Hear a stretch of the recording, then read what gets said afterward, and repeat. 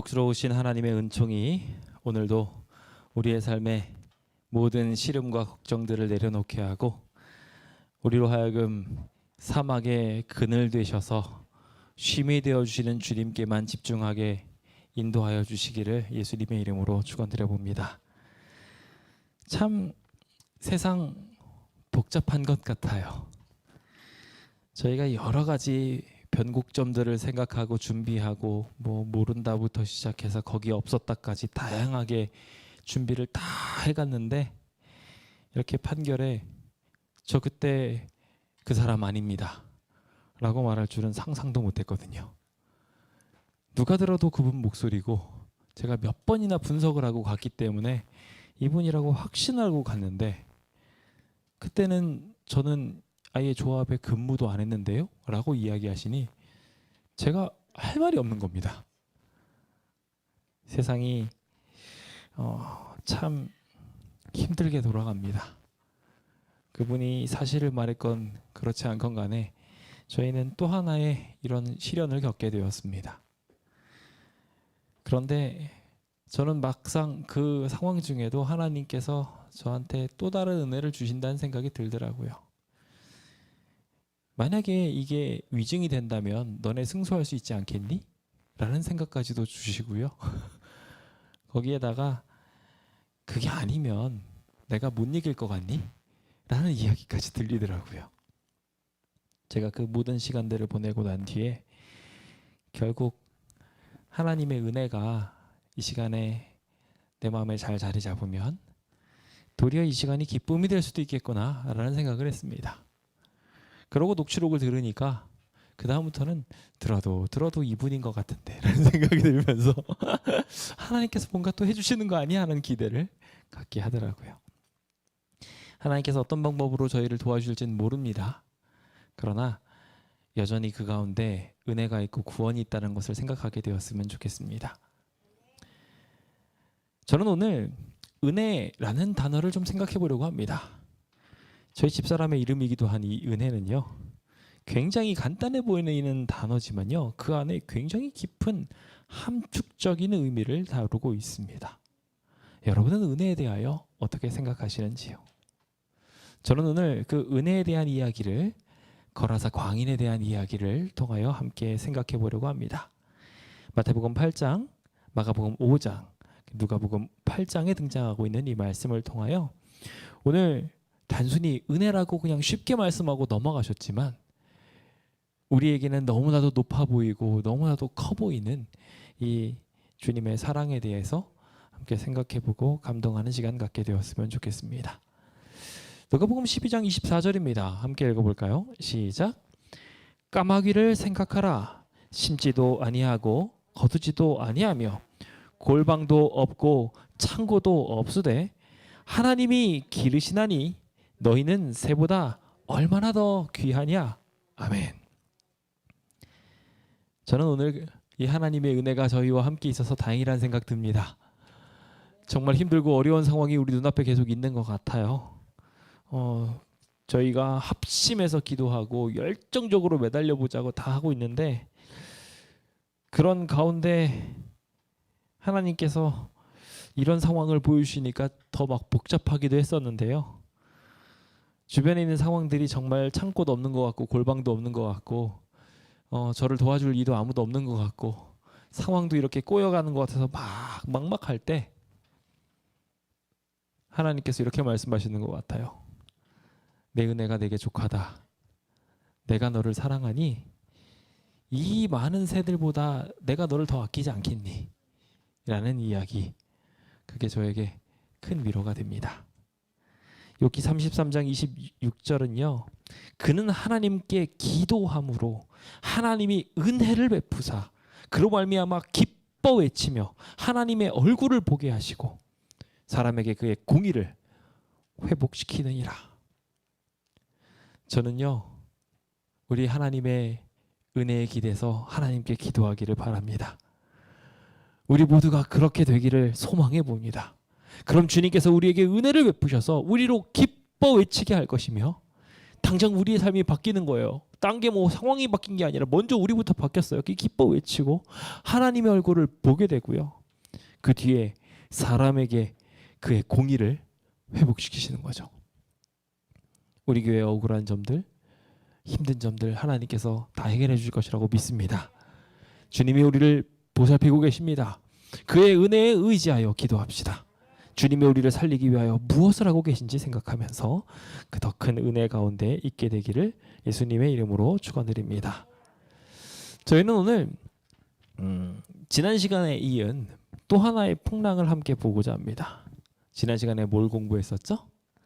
기억하시리라 생각합니다. 마가복음 4장, 마태복음과 누가복음 8장에 등장하고 있는 사건, 폭풍 사건입니다.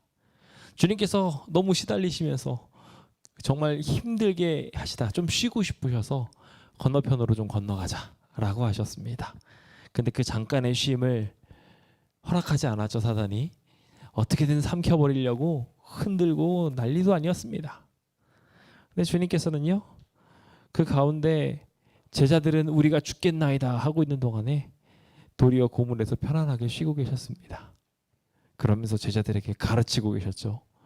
저는 참 하나님이 대단하시다 생각이 드는 게 예수님께서는 아무것도 안 하시는 중에서도 우리를 가르치고 계십니다.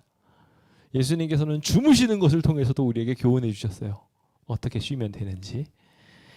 그래서 주님께서는 그 백성들을 결국 구원하셨고 잠잠하라 고요하라 하심으로 결국 이 모든 문제를 해결하여 주셨습니다. 주님께서 친히 이 풍랑을 해결하는 것이 가능하다는 것을 보여주셨던 것이죠.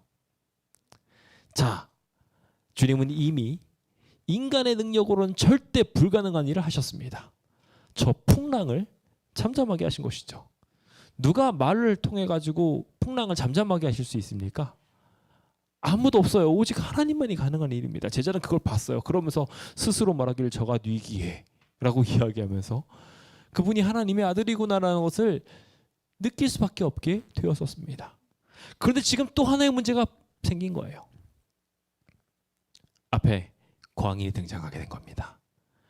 겨우 이제 좀 안정을 찾았나 싶어가지고 딱 배를 댔는데 광인이 등장을 했어요. 미친 사람이 등장한 겁니다. 그걸 보고 우리는 어떻게 반응을 했어야 했을까요? 이스라엘 백성들 다 똑같았던 것 같아요. 이스라엘 백성도요, 홍해를 건너자마자 좀 있다가 물 없다고 먹을 거 없다고 고래고래 불평했어요. 우리도 똑같은 것 같아요. 주님께서 구원을 여러 번 해주시는데 지금 이 순간 뭔가 문제가 틀어졌다고 해가지고 더 큰 기적, 더 큰 구원을 이미 경험했음에도 불구하고 하나님한테 불평하고 불만하고 못 믿고 덜덜 떠는 저희들의 모습이 있지 않나라는 생각을 해보게 됩니다. 그때마다 우리가 잊지 말아야 할 아주 중요한 사실이 있습니다. 하나님은 우리를 사랑하셔서 우리에게 은혜 베푸신다는 것입니다. 그 사실을 믿으면 우리는 그것으로 인하여 평안을 누릴 수 있습니다. 부디 그 평안이 오늘 우리의 마음에 깊이 자리 잡게 되어서 힘들고 어렵고 무너질 만한 상황들이 계속 생겨도 주님이 이 죄인들을 어떻게 취급하시는지를 다시 한번 확인함으로 우리 마음의 안정을 누리고 주님께 찬양 드리고 그 찬양으로 인하여 세상 사람들이 누가 옳은지 제대로 알게 되는 그런 기적이 일어나게 되기를 소망해 봅니다. 저희는 이 억울한 일을 당하고도 시청에 가서 또 찬양하려고 합니다. 사람들은 저 시청에 있는 건물들을 없애려고 이야기하고 있습니다. 공사를 하겠다면서 이제 저기 다 없애버리고 치워버리겠대요. 그런 과정 중에서도 저희는 찬양하려고 합니다. 그러면서 하나님께 감사하려고 합니다. 우리 하나님이 계시니까요. 오늘 그것이 우리의 마음의 결심이자 기쁨이요 행복이 되기를 소망해 봅니다. 그럼 왜 그렇게 은혜로 요약이 되는지 함께 살펴보도록 하겠습니다. 자, 먼저 첫 번째로 그 은혜를 제대로 깨달으려면 세상의 것과 좀 비교할 필요가 있어요. 진짜를 구별하기 위해서 가짜가 뭐냐를 아는 게 중요한 것입니다. 그래서 먼저 볼 것은 세상이 죄인을 어떻게 취급하느냐라는 부분입니다. 자, 요한복음 8장 5절입니다. 함께 읽어볼까요? 시작. 모세는 율법에 이러한 여자를 돌로 치라 명하였거니와 선생은 어떻게 말하겠나이까? 이게 무슨 상황입니까? 네, 우리가 잘 알고 있는 것처럼 가늠한 여인이 끌려온 겁니다.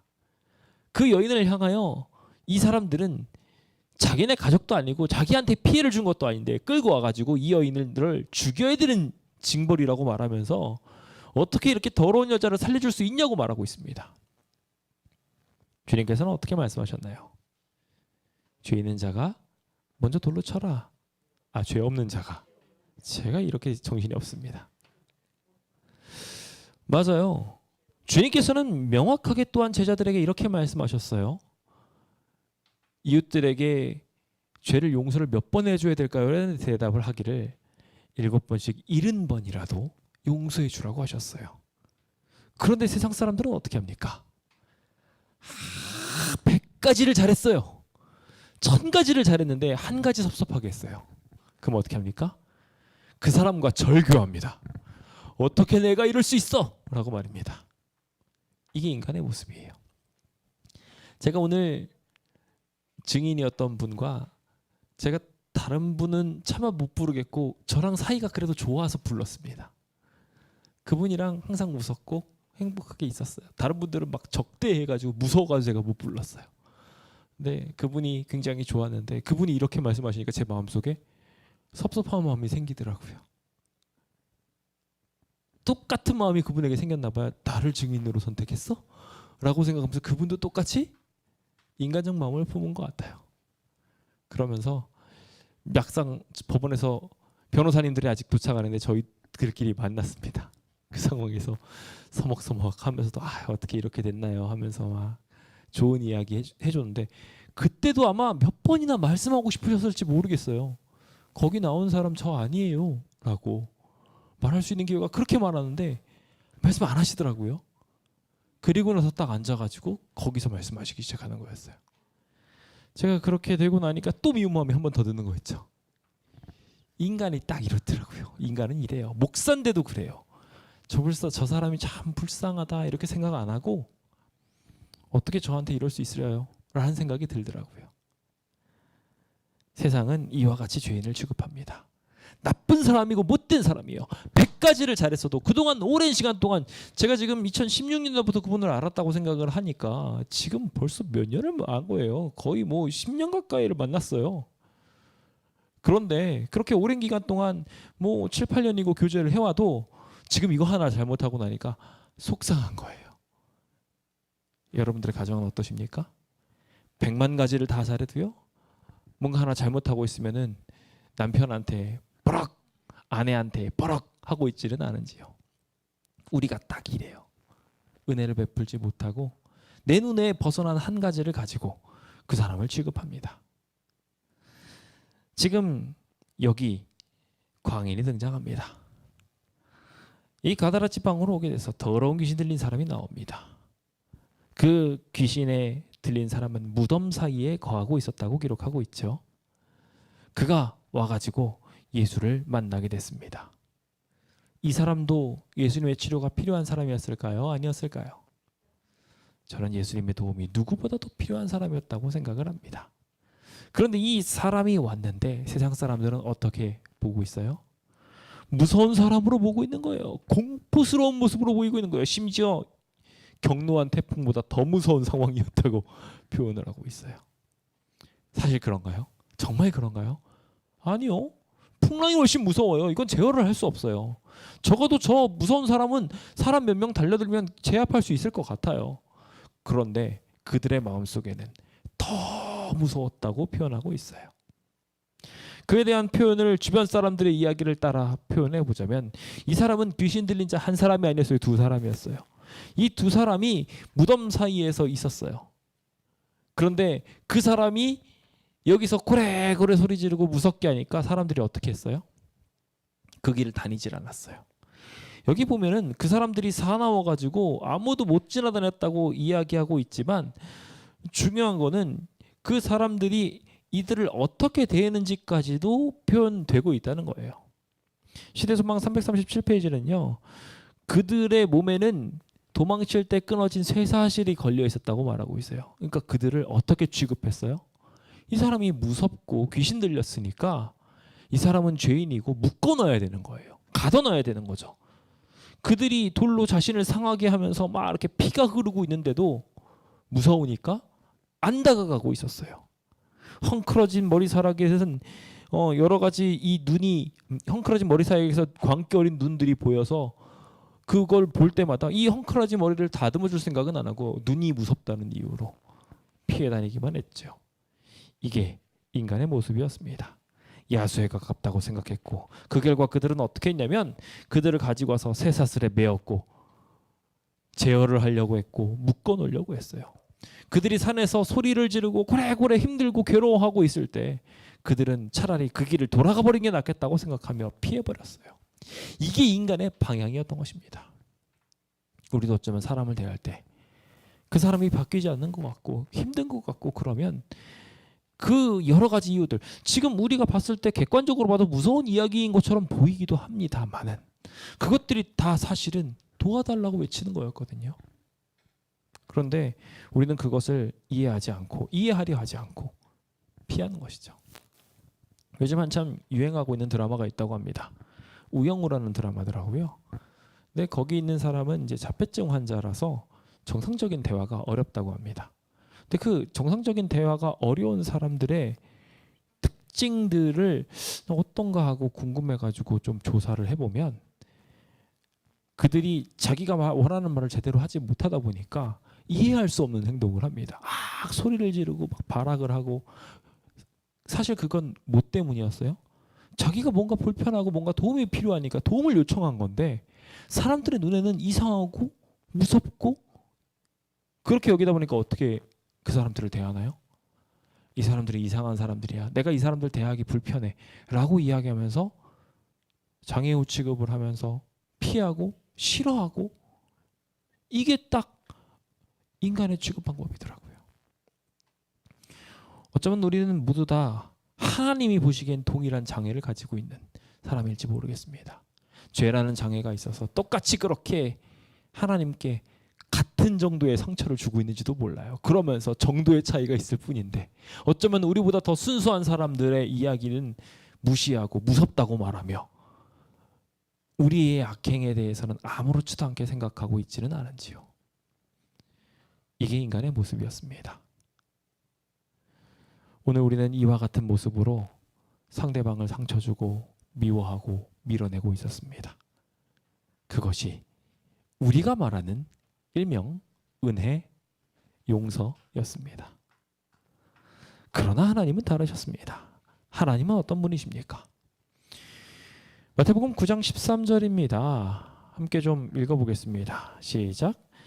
너희는 가서 내가 긍휼을 원하고 제사를 원하지 아니하노라 하신 뜻이 무엇인지 배우라. 나는 의인을 부르러 온 것이 아니요 죄인을 부르러 왔노라 하시니라. 자, 사람들이 제사를 드리는 것이 마치 형식을 잘 지키는 것처럼 보이며 그 사람이 온전한 사람인 것처럼 늘 생각을 했습니다. 그렇죠? 지금 이 순간에도 예배를 잘 드리러 오고 신앙 열심히 하는 것처럼 보이는 사람은 정상적이고 바른 신앙인이라고 말하고 그렇지 않은 사람들은 이 사람의 신앙은 좀 문제 있는데 라고들 생각을 했지요. 근데 하나님은요 그거를 기점으로 사람을 나누지 않으셨어요. 이 사람이 긍휼이 있느냐 없느냐가 더 중요했던 거예요.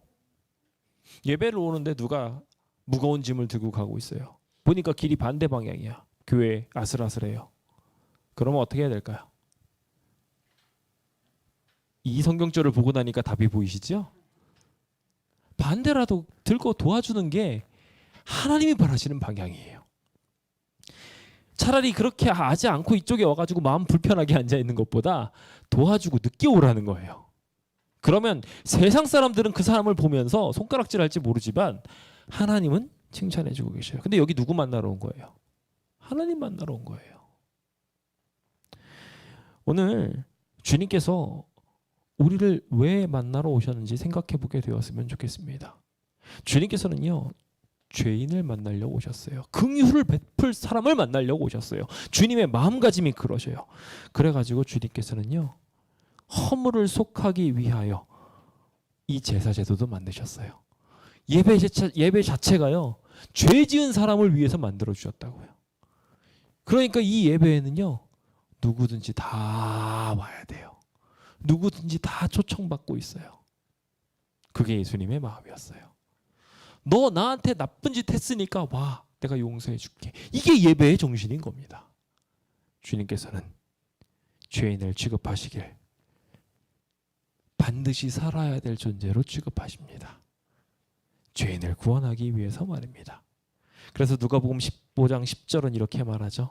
이같이 죄인 한 사람이 회개하면 하느님의 사자들이 저 하늘에서 기쁨에 넘쳐가지고 정신없이 잔치를 벌린다고 말입니다. 그게 하나님이십니다. 오늘 우리를 그와 같이 사랑해 주시는 하나님이 계심에 예수님의 이름으로 감사드립시다.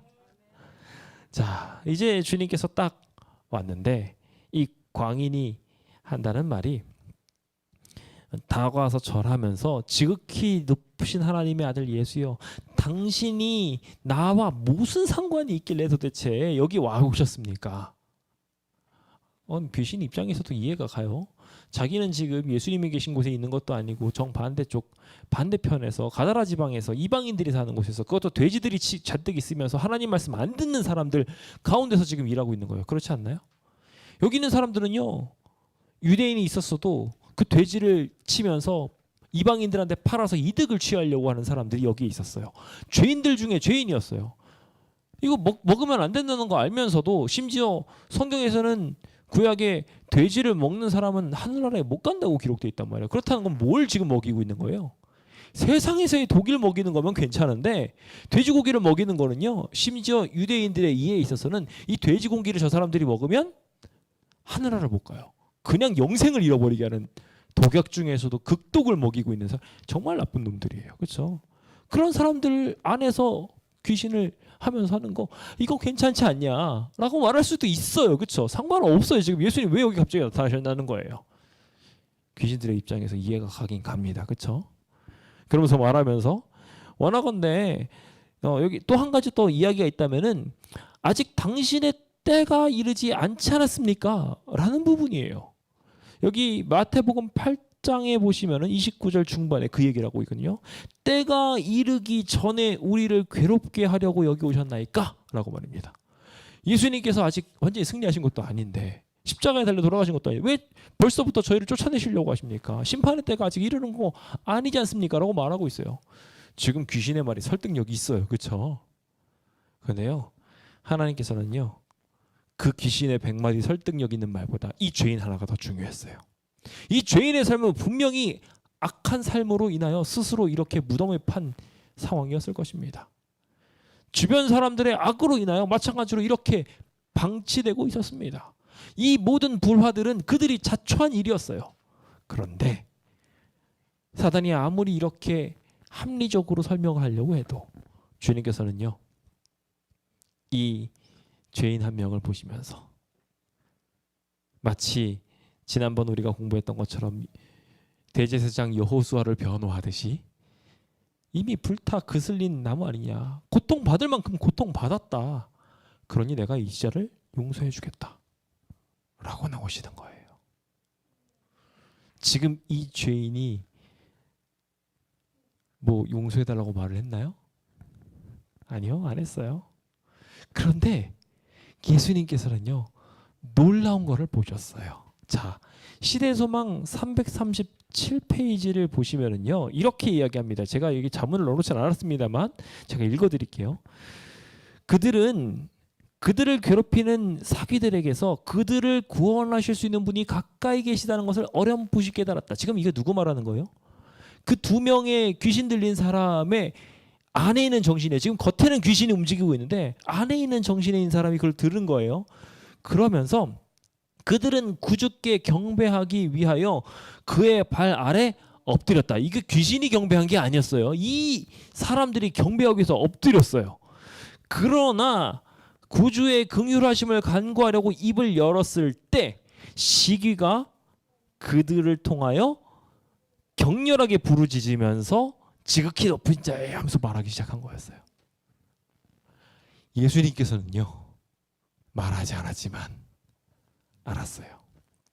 옛날에 이런 CM송이 있었죠. 말하지 않아도 알아요. 그냥 바라보면 주님은 바라보시고 하셨던 거예요. 오늘 우리의 마음을 들으시는 주님께서 오늘 우리에게 은혜를 베푸시기를 바라고 계십니다. 오늘 우리를 구원하고자 하고 계십니다. 그 구원하시는 하나님을 반드시 붙잡게 되시길 예수님의 이름으로 축원드립니다. 주님께서는 이 설득력 있는 귀신의 이야기를 무시하시고 나가라고 말씀하십니다. 그런데 그 나가라고 말씀하시기 전에 흥미롭게도 이 귀신에게도 말을 거세요. 너 이름 뭐니? 귀신한테 이름을 물어보고 있어요. 이 귀신들이 자기 이름을 밝히지 않고 우리 모두의 이름 꾸린 군대입니다 라고 이야기합니다. 우리 많기 때문에 그래요. 그러면서 우리가 이렇게 많은데 무저갱에 다시 들어가기 싫어요. 여기 무저갱이라는 말이 나오는데 사단이 활동하지 못하고 갇혀있는 공간이 무저갱입니다. 예, 그래서 여기 영감의 말씀에도 나와 있는 내용을 잠깐 제가 정의를 했었는데요. 어쨌건 이 많은 군대가 다시 또 그 안으로 다시 돌아가기 싫습니다 라고 이야기하며 지금 이렇게 활동할 수 있게 해주십시오 라고 간곡하게 부탁하는 것을 하나님께서는 거절하십니다. 그리고 난 뒤에 마침 멀리 있는 돼지떼에 저희가 들어갈 수 있겠습니까? 라고 이야기하자 주님께서는 고민하셨나요? 저 돼지가 좀 몇 마리지 하고 세보셨나요? 아니었어요. 주님께서는요, 저 많은 돼지떼보다 누가 더 중요했어요? 이 광인 한 사람이 중요했어요. 근데 사람들이 보기에는 어땠나요? 사람들이 보기에는 지금 돈이 되고 먹을 게 되고 자신의 힘이 되는 이 돼지떼가 훨씬 더 중요했어요. 그들은 보살핌을 받고 있었고 그들을 통하여 생업을 누리고 있었기 때문에 계속 생육하고 번성할 수 있도록 도와주었어요. 그런데 여기 있는 광인들은 어떻게 하고 있었나요? 쇠고랑으로 묶어버렸어요. 자해를 해도 내버려 두었어요. 그들이 도와달라고 외쳐도 피해 다녔어요. 그런데 주님께서는요, 주님의 눈에 있어서는요, 이 두 사람이 더 중요하셨어요. 오늘 우리도 이와 같은 셈법을 종종 많이 한다는 거 알고 계십니까? 스스로의 가치를 막 떨어뜨려 가지고요. 어떻게 저렇게 많은 일들을 두고 하나님께서 나한테 집중하실 수 있겠어? 지금 교회 문제가 얼마나 복잡한데 한낱 내 목소리에 귀 기울여 주실까? 라고 하면서 스스로를 자꾸 망가뜨려요. 근데 주님께서는요, 전 그렇게 생각해요. 이 교회가 없어져도 한 사람 구원받는 게 더 중요하다고 생각하실 것 같아요. 어쩌면 지금 이 순간에 하나님께서는 이 교회를 없앤다 할지라도 사단이 다 달려들어서 이 교회를 다 박살낸다 할지라도 저 조합원 중에 한 사람을 구원하고 싶어가지고 주님께서 지금 이렇게 하고 계신지도 모른다는 생각이 들었어요. 오늘 제가 법원에 갔는데 제가 이 설교를 준비하고 갔기 때문에 저는 혼자 오셨을 줄 알았더니 두 분이 오신 걸 보고 깜짝 놀랐어요. 두 분이 오셨는데 한 분은 저희가 증인으로 요청한 분이었고 나머지 한 분도 그 녹취록에 등장하는 분이었어요. 본인의 목소리가 이분보다도 더 특색이 있어가지고 자기가 아니라고 말을 할 수가 없어요. 그런 분이 또 한 분이 또 옆에 계신데 그분은 증인으로 저희가 부르지 않았어요. 근데 일종의 재발절여서 오셨어요. 그 두 분이 딱 와서 앉아 있는데 제 눈에 이 두 분이 거라사 광인 두 사람처럼 보였어요. 주님은 이 두 사람을 구원하고 싶구나라는 생각이 들어서 증인과 사전에 대화하면 안 되기 때문에 제가 피해 있으려고 했는데 제 마음에 하나님께서 이 사람들 좀 위로해 줘라. 하나님에 대해서 오해하면 안 되지 않니? 이런 생각을 계속 주셔가지고 가서 제가 그분한테 말을 걸었어요. 어떻게 오셨어요? 저희가 이렇게 어려운 자리에서 자리할 수 있도록 만들어줘서 죄송해요. 제가 뭘 죄송해요, 솔직히. 그분들이 저희한테 미안해하지. 근데 제가 미안하다고 말씀드렸어요. 그래서 그분을 어떻게든지 위로하고 힘주려고 하나님께서 다 해결을 잘해 주실 거라고 생각해요. 편안하게 하세요. 이렇게 하면서 제가 말씀을 드렸어요. 주님이 그런 분이셨기 때문에 그래요. 오늘 우리도 같은 가치, 같은 마음가짐으로 그 시선을 가지고 주변 사람들을 대해야 되지 않을까 생각해 보게 됩니다. 우리 주변에는 은혜를 받을 만한 가치가 없어 보이는 사람들이 너무나 많아요. 왜 저 사람한테 은혜를 베풀어야 되지? 라는 생각을 하는. 근데 주님께서는요, 그 사람 구원하기 위해서 저 많은 돼지떼를 희생시키셨어요. 지금 이 자신에게 상처를 잔뜩 줬던 이 광인의 모습을 보시고 여기 돼지떼가 어떻게 될지 모르셨을까요? 저는 하나님 분명히 아셨다고 생각합니다. 이 돼지떼에 들어가면 반드시 이렇게 물에 다 빠져서 죽을 거를 아셨을 거예요. 그런데도 주님은 그 일들로 인해서 자신이 배척당하는 한이 있더라도 이 한 사람 구원하는 게 더 중요하다고 생각하셨어요. 때로는 우리는 정말 중요한 것을 놓치고 지엽적인 것을 가지고 우리의 정말 소중한 사람들에게 상처를 주고 있는지 모른다는 생각이 들 때가 있습니다. 귀신들이 나와서 그 돼지한테로 달려들어가서 생겨난 현상들인데 우리는 저 사단을 원망해야 함에도 불구하고 이 사람들을 원망하며 심지어 그 배경에 계신 예수님을 원망하며 예수님을 밀어버리고 있지는 않은지요. 하지만 말입니다. 주님께서는 저희를 사랑하십니다. 지금 이 순간에도 우리를 구원하려고 하고 계셔요. 우리가 이 큰 희생을 감당하겠다고 생각하고 주님께 맡기면요, 내 억울한 마음, 내 불편한 마음 다 하나님한테 맡겨버리면요, 주님의 취급 방법이 보여요. 이 가치 없어 보이는 미친 사람, 이 사람이 어떻게 바뀌었는지가 보이는 겁니다.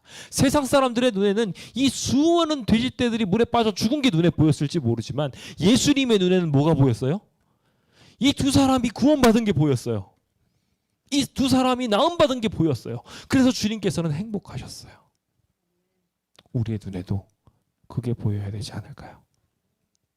오늘 우리에게 그 은혜가 있게 되기를 예수님의 이름으로 축원드립니다. 주님께서는 이 은혜로 말미암아 우리를 구원하셨습니다. 이게 남의 얘기가 아니었어요. 사실 내 얘기했던 거예요. 이 이야기에는요, 사실 제자들이 숨어 있습니다. 제자의 이야기가 숨어 있어요. 제자들은 지금 어떻게 했나요? 방금 풍랑의 놀라운 기적을 경험하고 주님께서 모든 걸 잠잠하게 하실 수 있음을 보고 이 광란에 빠진 사람을 능히 해결하실 수 있다고 생각할 수 있었음에도 불구하고 어떻게 했어요? 또 도망갔어요. 이번에 어떻게 도망갔어요? 정확하게 말씀드리면 풍랑에서도 예수님을 주무시고 계신데 잊어버리고 자기 살 길 찾느라고 정신없었어요. 생각을 해보세요. 여러분들 같으면은 풍랑에 아무런 이제 반응을 못하는 사람을 내버려두고 자기 살겠다고 이렇게 퍼내고 있으면 그 사람 어떻게 될까요? 아무것도 안 하고 있으면요, 물에 빠져야 정상이에요. 그러니까 즉 한마디로 제자들이 지금 자기 살겠다고 막 물 퍼내고 있었다는 건요, 예수님 어디 계신지도 모르고 물 퍼냈던 거는 예수님이 어떻게 되든 말든 자기 눈안에 없었던 거예요. 그 똑같은 일이 광증에 있는 일에서 똑같이 일어납니다. 그 광인을 보고 무서우니까요, 도망가요. 누구를 버리고요? 예수님을 버리고요. 그는 그렇게 도망가 버렸어요. 이게 딱 제자들의 모습이었어요. 그런데요, 주님께서는 그런 제자들에게 다시 여기 구원받은 두 사람을 보여주셨어요. 그 일을 보고 제자들은 하나님의 은혜에 감동하게 됩니다. 지금 또다시 자기가 방금 전에 했던 실수를 반복했음에도 불구하고 또 은혜를 베풀어 주신 것을 보고 감업하여 공관복음 모두에 이 내용이 기록되어 있습니다. 주님께서 나를 사랑하시고 아무리 미천한 죄인이라도 도구로 삼아주신다는 것을 말입니다. 그래서 제자들은 이 말씀들을 전할 결심을 가지고 세상에 증거하는 사람들이 되었습니다. 저는 여기에서 주님께서 세상을 대하시는 방법을 배웁니다. 주님은요, 이 세상을 사랑하십니다. 그거 확인해 볼까요? 우리 너무나 잘 아시는 성경절입니다. 요한복음 3장 16절 읽어보겠습니다. 시작. 하나님이 세상을 이처럼 사랑하사 독생자를 주셨으니 이는 그를 믿는 자마다 멸망하지 않고 영생을 얻게 하려 하심이라. 주님은요, 이 세상을 사랑하셨어요. 이 세상 지금 어떤 세상이에요? 이 세상은요, 자기보다 못하고 못나고 자기한테 피해준다고 하는 사람을 이렇게 격리시켜서 쇠고랑차게 하고 괴롭게 하고 죄인 취급하고 있는 세상이었어요. 제가 보기에는 지금 객관적인 상태에서 좀 떨어져서 본 시선에서는 이 세상이 더 나빠요. 이 가다라 사람들이 더 나빠요. 자기가 하고 있는 악들은 생각하지 않고 이 광인들이 미쳤다고 말하며 묶어버리고 괴롭히고 상처 주는 거, 죽어가도록 무덤 사이에다 그냥 살아있는데도 불구하고 산 손장처럼 취급하고 있었어요. 이 세상이 더 나빠요. 그런데 말입니다, 주님께서는 그럼에도 불구하고 이 세상을 사랑하셨어요. 제자들도 나빠요. 예수님 따라다닌다고 이야기하면서 결과적으로 이 사람 방임하고 무서워하고 떠나가 버리고 말았어요. 예수님 말고는 답이 없었던 거죠. 근데 주님께서는요, 그들도 구원하고 싶어 하셨어요. 오늘 그 큰 사랑의 대상 속에 우리도, 저 세상도 다 포함되고 있다는 것을 믿게 되시길 예수님의 이름으로 축원드립니다. 자, 이제 이야기가 퍼지기 시작했습니다. 갑자기 돼지떼들이 다 몰살당했으니 얼마나 충격받았겠어요. 그래서 치던 자들이 다 달아나서 시내로 갔어요. 그래서 이 이야기를 전달했더니 사람들이 옵니다. 사람들이 와가지고 보니까 돼지떼가 하나도 없어졌거든요. 돼지떼들이 죽어서 바디에 둥둥 떠 있습니다. 그걸 보고서 이거 어떻게 된 거야? 라고 이야기하면서 다시 한번 설명을 듣습니다. 그리고 눈에 보니 귀신 들렸던 사람들, 그 군대 귀신 들렸던 사람들이 옷을 입고 멀쩡하게 있었어요. 전 여기서도 감동을 받는 게, 도대체 예수님이 어디서 옷을 구하셨을까요? 지금 이 사람 못 없거든요. 쇠고랑 차고 헐벗고 자기 찢기고 있었는데 그걸 그 사이에 정상인으로 만들어 놓으셨어요. 참 하나님 좋으신 분이셔요. 그렇죠? 주님께서는요, 그 가운데서도 이 돼지떼에 대한 소문, 막 사람들이 무서워서 당신네들 이것 때문에 고소할 거야 하고 도망가도 그거보다 이 사람 제대로 입히는 게 더 중요했던 거예요. 그렇죠? 그렇게 해서 그를 정신을 온전하게 해서 다 만들어뒀어요. 그걸 보고서 사람들이 다들 놀랐어요. 어떻게 이럴 수 있지? 라고 말입니다. 그때 온 시내가 예수를 만나러 나왔을 때 증언했던 사람이 있습니다. 제자들 아니었어요. 제자들은 그때 정신을 못 차리고 있었어요. 그런데 이 귀신 들렸던 사람들이 자기에게 일어난 일을 설명했어요. 예수님이 오셔서 내가 가가지고 그거에 대한 구원을 요청하려고 했더니 귀신이 또 아니나 다를까 나를 뒤집어 엎었다. 근데 예수님께서는 내가 정말 엉망으로 말했지만 제대로 알아들어 주셨다. 나 구원해 주셨다. 이런 분이 하나님이다. 저 돼지떼들보다 나를 더 사랑하셨다. 이런 분이 하나님이다라고 말하기 시작한 겁니다. 이 은혜로운 설교가 울려 퍼지고 있는데 이 세상 사람들은 어떻게 반응하는 줄 아십니까? 그 지방에서 떠나시기를 간구하니라. 이게 세상이에요. 이게 세상이에요. 그런데 주님께서는 이런 세상도 사랑하셨어요. 지금 예수님은 어떤 상황에 여기로 오신 거죠? 그 전 지방에서 너무 피곤하셨어요. 좀 쉬려고 오셨어요. 풍랑을 뚫고 오셨어요. 여기 오는데 쉽게 오신 거 아니잖아요. 그런데요, 그런 상황에도 불구하고 이 사람들이 가라고 하니까요, 다시 주섬주섬 챙겨서 돌아가셔요. 심지어 이 지방의 가장 큰 골칫덩어리들을 해결해 주셨어요. 그렇지 않나요? 이 귀신 들린 사람 무서워가지고 사람들 피해 다녔다고 해요. 그 문제가 해결됐어요. 게다가 더 큰 문제가 있었어요. 이 사람들의 가장 큰 문제는요, 돼지떼들이었어요. 이 돼지떼가 있는 한 계속해서 그들은 그 부정하다고 말하는 영적인 독들을 이방인들한테 먹여가면서 가 봐라 저 이방인들 먹고 죽어라 이러고 있었을 텐데 그거 해결해 주셨어요. 주님 얼마나 큰 은혜를 베풀어 주셨어요. 그런데 자기한테 예수님이 손해를 또 입힐까 봐, 예수님이 계시면 또 이런 일이 일어나가지고 또 재앙이 우리한테 닥칠까 봐, 예수님을 믿으면 손해볼까 봐 그들은 예수님을 밀어냈어요. 이게 딱 우리들의 모습인 것 같아요. 우리들도 사실 그래요. 예수님 믿다 보면 가끔가다 예수님 믿으면 헌금도 내야 되고 시간도 드려야 되고 헌신도 해야 되고 막 이런 것들 때문에 너무 바쁘고 정신없다고 생각해서 그럴 때쯤 되면 어떻게 되시는 줄 아세요? 슬슬 도망가요. 아 이거 하기 싫어요 하면서 싹 도망가. 그래서 제가 종종 다음번에 우리 시조 헌납할 거니까 이 안식일에 시조 헌납할 준비를 해서 오세요 라고 이야기하면은 주변 분들이 와서 말리세요. 그 이야기를 하면요 그 얘기 듣고 교회 안 나오시는 분들이 있어요 라고 이렇게 이야기하셔요. 아니야 우리 교인들은 잘 나오세요 걱정하지 마세요 라고 이야기하고 넘어가곤 하는데 하나님께서 그 믿음 잘 들어주시더라고요. 근데 아마 몇몇 분들 중에 마음속에 전화는 와야 되나 말아야 되나 시험에 들게 하고 있지 않나라는 걱정은 살짝 들기는 하더라고요. 그게 딱 죄인들의 모습이었어요. 그게 저희들의 모습이에요. 귀찮은 일에 힘든 일이 있으면 주님이 나를 구원해 주시려고 하는데 그거 거절하고 피하겠다고 하는 거죠. 그런 그들을 향하여 주님께서는 18절과 누가복음 8장 37절에 있는 사명을 주십니다. 여기 귀신 들렸던 사람이 예수님 다 떠나보내는 거 보고 이상하게 여겼어. 왜 나를 구원하신 사람을 저렇게 쫓아내지? 그래서 저 사람들이랑 나 못 있겠어. 여기에 내 가족이 있을지도 모르고 많은 사람들이 있지만 여기 분명히 가족이 있었어요. 그렇죠? 예수님께서 가족한테 가라고 했으니까. 그런데 자기는 예수님 따라가겠다고 말했어요. 주님께서는 어떻게 하시냐면요. 너희들 여기 남아있으라고 하셨어요. 구원하여 주신 분을 사랑해서 저 주님 너무 사랑해요. 그러니까 저 따라가고 싶어요 라고 말한 거였어요. 그렇죠? 그럼에도 불구하고 주님께서는요. 너 여기 남아있어 라고 하셨어요. 왜 그러셨을까요? 저는 그것이 오늘 성경절이랑 맞는다고 생각합니다.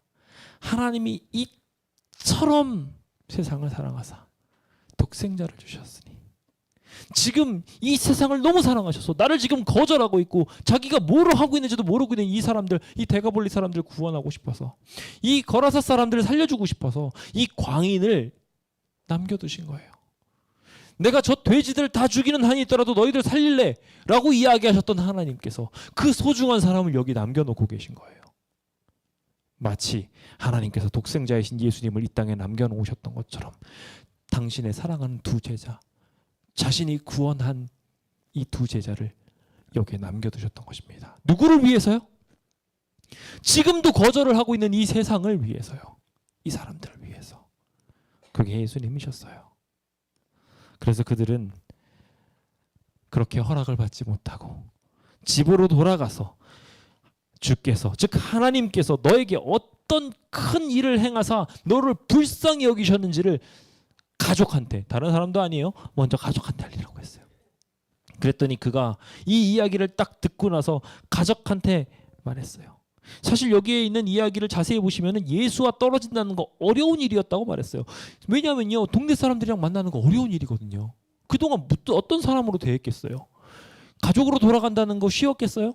아니요. 그동안 미친 사람으로 살았다는 거는요 가족들한테 엄청난 상처를 줬다는 거예요. 다시 돌아갔어도 배척당하기 십상이었어요. 하지만 그들은 이 사명 붙들고 나가서 예수님을 증거했습니다. 그리고 그 큰 일을 행하셨는지를 줄기차게 전파했겠죠. 외면당하고 상처당하고 미워하고 언제 또 미칠지 모른다고 이야기하며 피함당한다 할지라도 그는 예수님께 받은 사랑을 그대로 증거했고 예수님이 이들을 사랑하신다는 것을 알고 열심히 증거했습니다. 그게 지금 우리가 세상을 대하는 방법이 되어야 합니다. 오늘 그 사랑을 가지고 나가게 되기를 예수님의 이름으로 축원드립니다. 예수님께서는요 결국 갈릴리에서 다시 배척을 당하셔요. 그래서 결국 또 피해 오십니다. 그때 4,000명을 먹이시는 기적을 일으키실 수밖에 없을 만큼 말씀에 빠져서 사랑에 빠져서 예수님의 이야기에 푹 빠져서 들었던 사람들 다 누가 전도한 사람일까요? 이 두 사람이 전도한 사람이에요. 이 두 사람이 전도해서 데가볼라 지방에 많은 사람들이 모여서 남자 성인만 4,000명이 남자 성인만 4,000명이 전도받아가지고 여기 예수님의 자리에 왔다는 거예요. 저는 그 기적이 하나님의 사랑을 하나님의 은혜를 제대로 깨달은 사람 두 사람만 있으면 이 광명에서도 일어날 수 있다고 저는 생각합니다. 그 주인공이 여러분들이 되시길 예수님의 이름으로 축원드립니다. 바로 제가 되기를 기도해 봅니다. 세상 사람들은 우리를 방해꾼 취급할지 모릅니다. 죄인들을 미친 사람이라고 말하고 소외할지 모릅니다. 하지만 예수님은요, 그를 역이용하셨습니다. 도리어 그들을 산 증거로 만드셔서 그들이 하나님의 선물을 외면하고 쫓아버렸을 때 도리어 그 방해꾼이자 무서운 귀신 들린 광인들을 이용하여서 악의 활동을 이기시고 예수 그리스도를 그들의 마음에 영접하도록 만드셨습니다. 이게 은혜의 놀라운 점입니다. 저희는 쉽게 은혜를 말합니다. 하지만 은혜에는요, 놀라운 이야기들이 너무 많이 숨어져 있습니다. 우리는 은혜를 쉽게 말합니다. 하지만 은혜는 우리가 아는 것보다 훨씬 더 큰 것입니다. 우리가 그 큰 은혜를 받았으니 우리도 작은 은혜라도 나누어야 하지 않을까요? 죄인을 사랑으로 대함을 배우며 무한한 가치로 그들을 대하고 거절의 백성까지도 우리가 품으며 사랑을 증거할 수 있는 위대한 주의 백성 되기로 결심하는 귀한 한 시간 되시길 예수님의 이름으로 축원드립니다.